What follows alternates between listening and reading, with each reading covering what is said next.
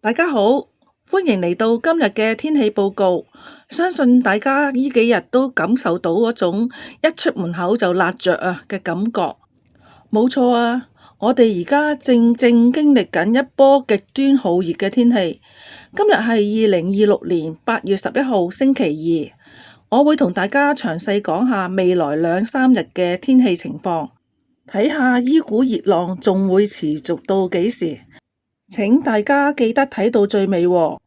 先講下今日8月11號，天文台話今日廣東沿岸天色大致良好，本港大致天晴，日間極端酷熱，市區最高氣溫大約係35度，新界會再高2-3度。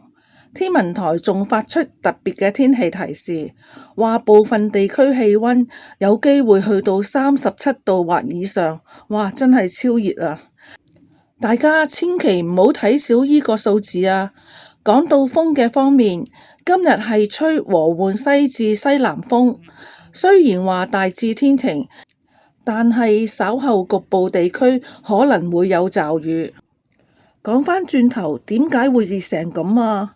主要就係因為熱帶氣旋白海豚嘅外圍下沉氣流影響緊華南地區。簡單啲講，就係好似開咗個大型嘅空調外機，將熱氣全部吹晒過嚟。大家記唔記得前日8月9號，天文台總部錄得36.9度，打破咗1884年有紀錄以來142年嘅最高溫紀錄，上水更加錄到39.8度咁誇張，所以今日嘅熱絕對唔係講笑。好啦，我哋講完今日，我哋睇下未來1-2日係會點啊？明日8月12號星期三同埋後日8月13號星期四，天文台預測市區最高氣溫大約33至34度左右。新界又係再高多2-3度，雖然比今日稍稍回落少少，但係都會好熱㗎。呢2日呢會受到一股西南氣流影響，高溫天氣會持續。天氣方面，部分時間有陽光，但會有幾陣驟雨。詳細少少講啊，天文台嘅9天天氣預報顯示，8月12號星期三最高係34度，局部地區有驟雨。8月13號星期四最高係33度，有1-2陣驟雨。風力方面會係西南風4級。講埋星期五至到星期六嘅情況俾大家知啊。天文台話高空擾動會喺星期五至星期六期間為華南帶來不穩定嘅天氣。星期五8月14號同星期六8月15號都會大致多雲，有幾陣驟雨，局部地區有雷暴。氣溫呢就介乎27度至32度。雖然都仲係好熱，但係都叫做有啲雨降下溫。講到呢度，一定要提提大家幾樣嘢啊。第一，天文台提醒市民要留意身體健康狀況。呢幾日咁熱，大家記得要多補充水分，同埋做足防暑措施。第二，盡量避免戶外劇烈嘅運動。如果真係要喺戶外工作或者活動，記住要適時休息。